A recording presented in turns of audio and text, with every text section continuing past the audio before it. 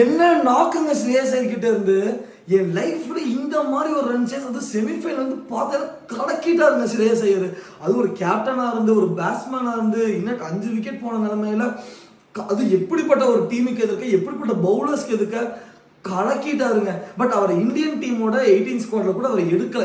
எல்லாருமே நியூஸ் பேப்பர்ல இருந்து மீடியா அத்தனை பேர் கேட்டாங்க, இப்படிப்பட்ட ஒரு பேட்ஸ்மேன் புதுசா வந்த பசங்களுக்கு எல்லாம் கேப்டன்ஷிப் கொடுத்துருக்கீங்க.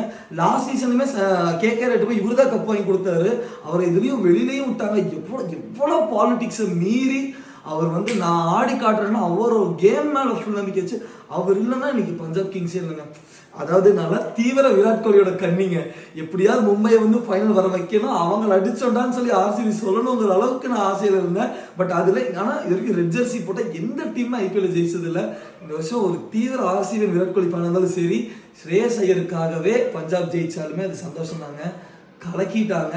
அந்த மும்பையோட ஓனர் ஒரு 2 பேர் அப்பப்போ அந்த பவுண்டரி போறப்போ காட்டுறதெல்லாம் தலைக்கு எரியுது. ஆனால் ஃபைனல் அது இல்லாமல் நிம்மதியாக பார்க்க முடியும். Shreyas Iyer, you gain the respect.